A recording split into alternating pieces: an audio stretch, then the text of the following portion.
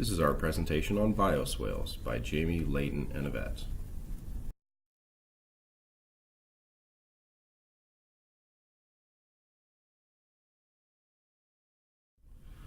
Bioswales are designed to concentrate or remove debris and pollutants from stormwater runoff.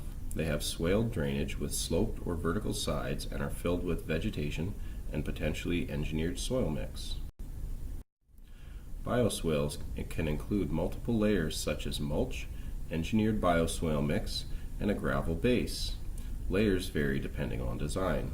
Bioswales tend to be used for high volumes of runoff. This bioswale allows water to enter from multiple smaller openings at the sidewalk, which is higher than the street. The entry point is lower, as the street is also significantly lower than the sidewalk. At the downhill side, there is a drain which allows water to flow back onto the street if the bioswale is overwhelmed with excess stormwater. Rain gardens complement the effectiveness of bioswales, but are intended for lesser volume of rainfall. Bioswales are usually deeper than rain gardens and allow water to flow with the grade while infiltrating through the layers.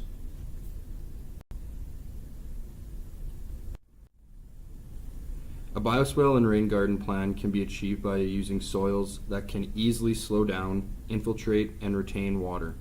If the nutrients and water quality are a concern, soils and plants that can easily absorb high amounts of nutrients are recommended. Despite the obvious objectives, bioswales can be excellent ways of improving biodiversity and aesthetic appeal. Vegetation in a bioswale is one of the most important aspects. Improving and maintaining the vegetation is essential, and it is recommended to avoid long-term inundation and erosive flow. This bioswale incorporates additional preliminary filtration in the form of a rock layer, which the storm water must filter through before entering the bioswale itself. One opening serves as an outlet and another serves as an inlet. The backside also has an attractive tree guard. This bioswale is very deep-sided and is likely intended for high-volume rainfall. There are three types of bioswales: wet swales, dry swales, and grass channels. Wet swales consist of sloped channels, vegetated sides, and slow water flows. The bottom of a wet swale is usually below water table. This helps encourage the growth of wetland vegetation. Maintenance is generally more strict than other types of swales. Wet swales are rarely used in residential areas due to standing water concerns. Dry swales are similar to grass channels but utilize engineered soil mixes and under drains. Grass channels are the least technical type of bioswale and require the least input of resources. Maintenance is almost non-existent. Native plants established in a bioswale can survive without any extra irrigation, which is very beneficial compared to other landscapes. Bioswale soil mix is a crucial part of most bioswales. Sand is often the component present in highest concentration, as it enables drainage and infiltration of runoff. Sand, however, does not aid in filtration of pollutants.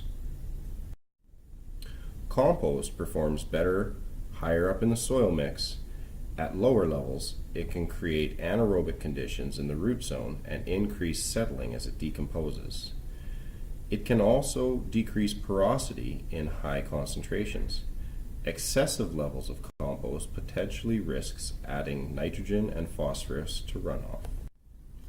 Topsoil is used because of low cost and has good filtration but poor drainage. This shows how a bioswale can accumulate fallen leaves during autumn.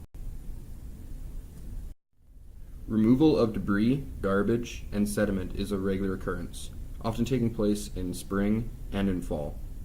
Maintenance requirements may vary according to design and location.